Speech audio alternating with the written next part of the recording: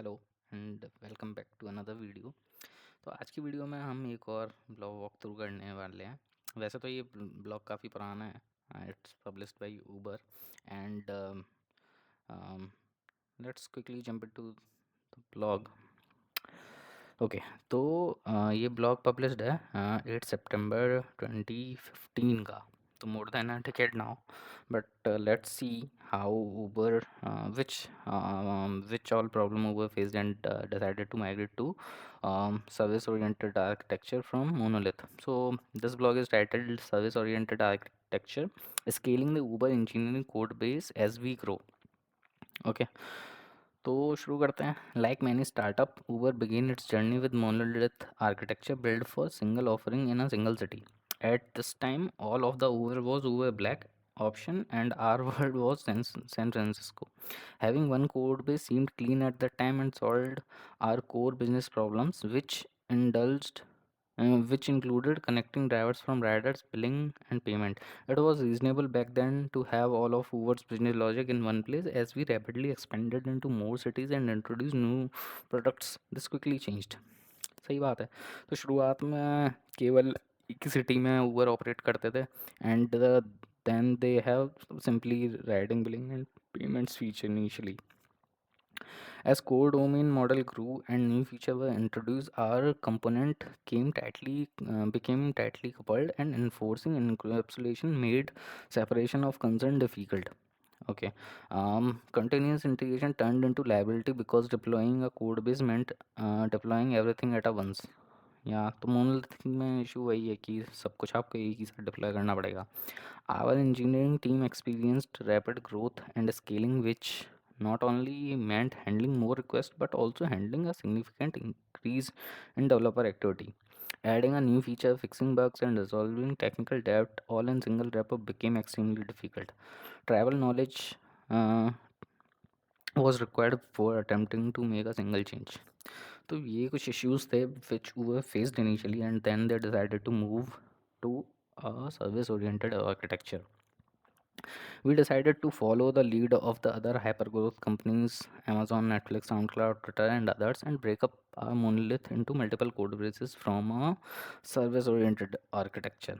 Specifically, since the term service oriented architecture tends to mean a variety of different things, we adopt a microservice architecture.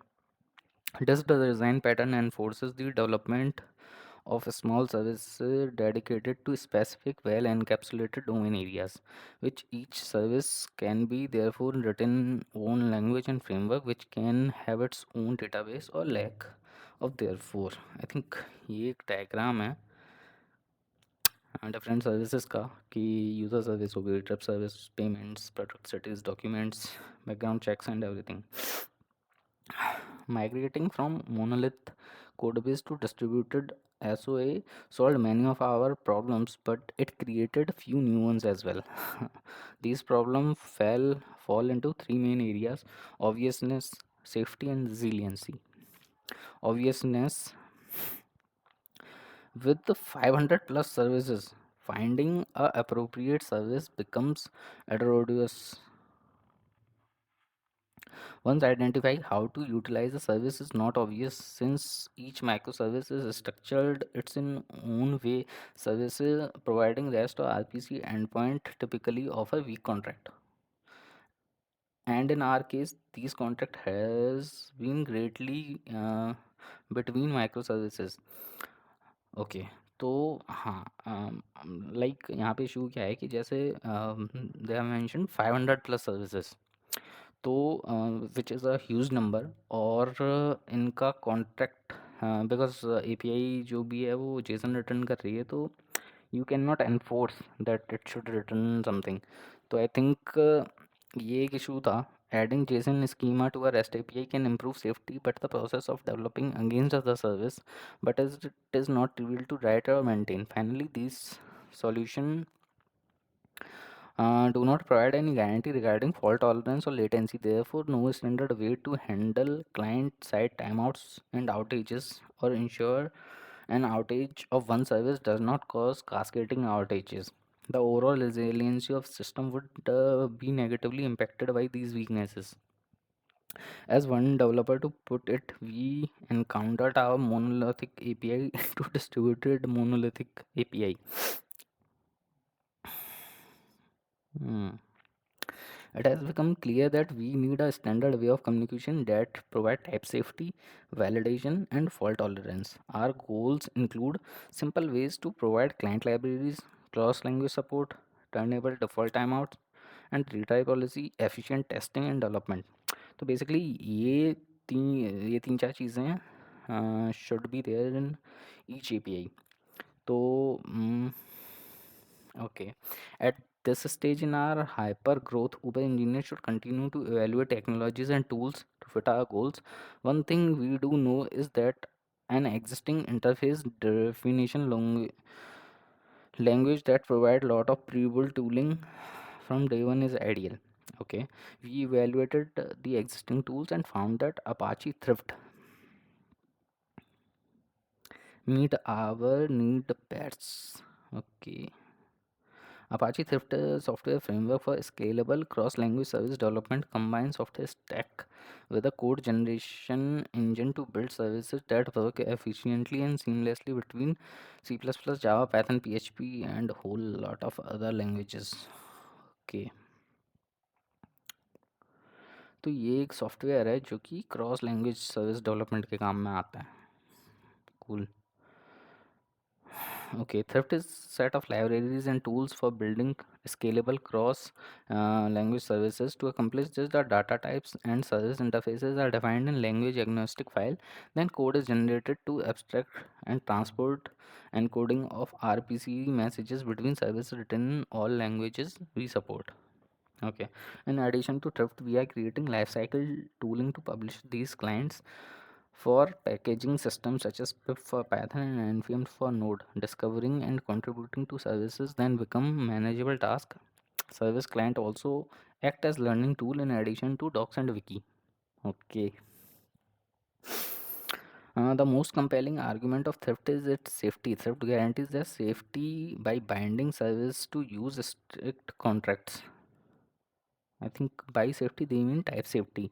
The contract describe how to interact with that service, including how to call a service procedure, what inputs to provide, what output to expect. In following Thrift IDL, we have defined a service view with a function make sound that takes a string name, animal name, and returns a string that throws an exception.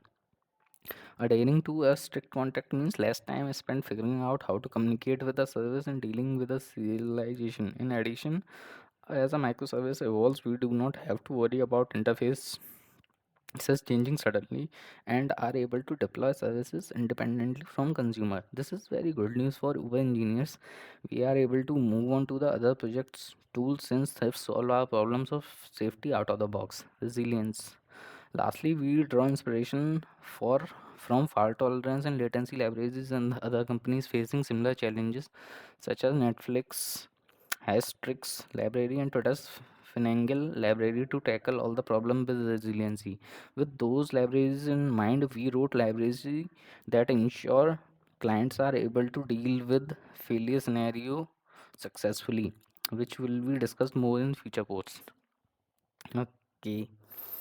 तो ये तीनों चारों problems थी trade offs and where we are headed of course not solution no solution is perfect and all solution have challenges. Unfortunately, thrift's toolset is relatively young and tools for Python and Node um, are not uh, abundant.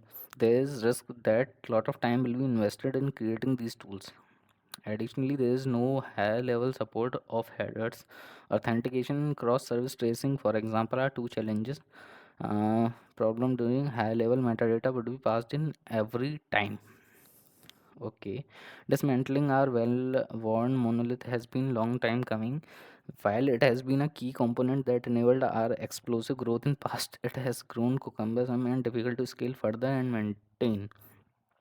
Our goal for the remainder of 2015 is to get rid of repo entirely, promoting clear ownership, organization, offering better organizational scalability, and providing more resiliency and fault tolerance through our commitment to microservices. Okay. So this was it. तो ये article था, I think इसमें काफ़ी सारे details हैं, और ये 2015 का है, एंड आई definitely think कि Uber has grown multiple times from that day till today. I think it's more than a decade already. So I hope you like this video, and see you in the next one. Bye.